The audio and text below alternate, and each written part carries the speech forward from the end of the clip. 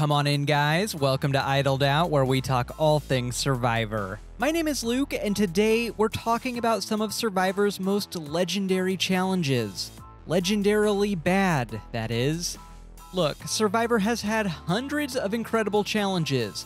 Challenges that push the survivors to the limits of their physical and mental capabilities. That test their endurance, balance, quick thinking, and wit in ways that are thrilling to watch on TV. These are not those challenges. Today, I want to talk about 5 Survivor challenges that were incomprehensibly lame. These 5 challenges are just wildly unengaging for both the players and the viewers, and they make you wonder how they got greenlit in the first place. For one of these, Jeff doesn't even bother to show up. Again, I can't stress how much I respect and adore the challenge producers on Survivor. They've really got the best team in television. But no one bats 1,000. Here are the 5 absolute lamest challenges ever seen on Survivor. At number 5 is the Word Scramble in Survivor Pearl Islands, an immunity challenge in Pearl Island's 11th episode. Up until this point, the Pearl Islands challenges have been pretty awesome. The show pretty successfully incorporates the shipwreck and pirate theme into a lot of aspects of the game, and the whole season, from set design to the challenges, is just oozing character from every pore in the best way possible. And all that screeches to a halt in episode 11 when the survivors have to, with immunity on the line, do a word scramble. Right, the whole challenge is take the words Survivor, Pearl, and Islands, and create 20 new words from those letters.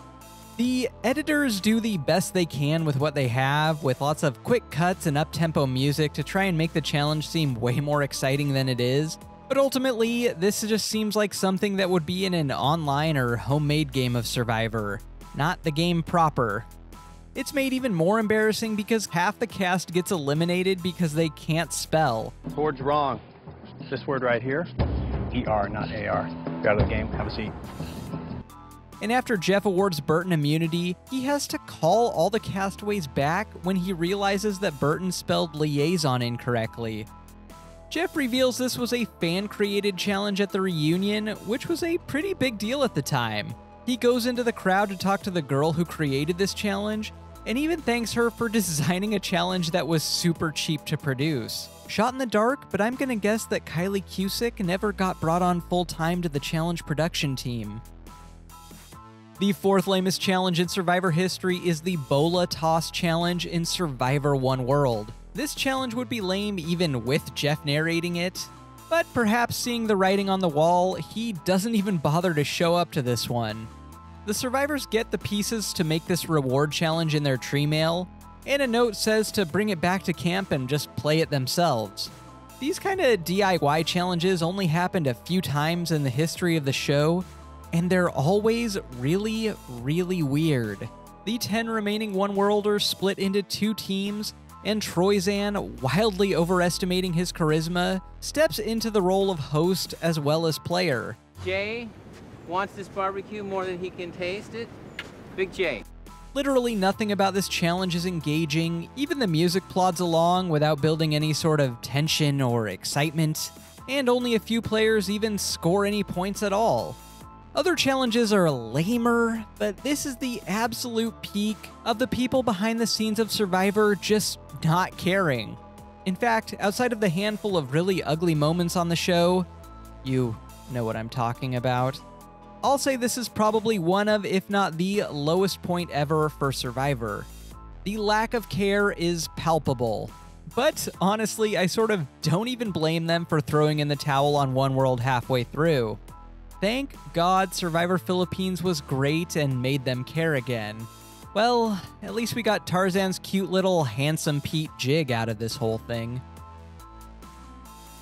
At number 3 is the 21 Flag Challenge in Survivor Thailand from Thailand's 6th episode. This challenge is essentially a math game where the tribes alternate taking 1, 2, or 3 flags out of the pool of 21 flags, and the tribe that takes the last flag out wins.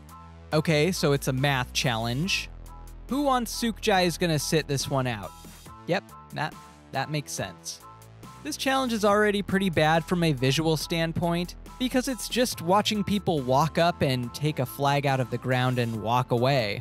But it pole vaults into one of the worst ever, because this is essentially an unwinnable game for whichever tribe goes second, assuming optimal play from both tribes. If the tribe that goes first just forces the second tribe onto multiples of 4 each round, they literally cannot lose. Once Tribe 2 is forced down to 4 flags left, no matter how many flags they pick, 1, 2, or 3, the tribe that went first wins the next round, because they can pull the last flag. And even if you don't assume optimal play, this is still wildly imbalanced, because Tribe 2 just has way fewer opportunities to win regardless. Of course, because this is Survivor Thailand, Sukjai goes first and still manages to lose. In fact, Sukjai having the massive advantage of going first, having intelligent people like Xian and Jake on their tribe, and still losing to Chuigon, whose game-winning move is pitched by Clay of all people, is the most Thailandy thing to ever Thailand. The second lamest challenge in Survivor history is flying a kite in Survivor Marquesas. This reward challenge in Marquesas' 8th episode is for a single king-size Snickers bar. Was this challenge sponsored by, like, suburban dads in polos? Go fly a kite and I'll give you a candy bar is a challenge that bored dads give to their kids so they can quietly drink a beer on Saturday afternoon. Not a challenge on a TV show with 20 million weekly viewers. Literally, that's all this is. Fly a kite. When your kite reaches 300 feet in the air, you win. I'm not kidding, that's literally it.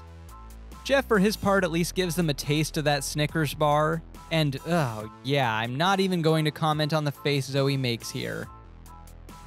I can't be too down on this challenge though, because it loops around from so lame it's awful to so lame it's amazing, as some of the survivors struggle to even get their kites airborne, seemingly baffled by the very concept of kites, wind, and gravity. Pascal, what are you doing? It's totally corny, but it's so bizarre it becomes wholesome. This is the Miami connection of Survivor challenges. Even better, later in the episode, Nalia and Pascal flip on the Rotu 4 and help vote out John Carroll, literally one of the most momentous and important power shifts in Survivor history. Because of that, this episode is often ranked among the very best of Survivor, something you'd probably never know if you turn the episode off halfway through, which I'm willing to bet quite a few people did. The lamest challenge ever on Survivor is the random rock draw on the family visit of Survivor Heroes vs. Healers vs. Hustlers. Yeah, there's really no excuse for this one. The survivors and their loved ones draw colored rocks out of a bag. If your rocks match, you move on. If they don't match, you're out. Last pair left standing with matching rocks wins the family reward, a reward typically considered the very best reward challenge in the entire season. Now, I'm sure I don't have to say this, but this isn't a challenge, it's a game of literal random chance. But Jeff sells it as if the pair with the greatest cosmic connection will somehow do the best. The only way to guarantee that you get quality time with your loved ones is if you are really in sync with them. Even the survivors are baffled that this is somehow what their season has come to. Dr. Mike looks annoyed even before he loses the challenge.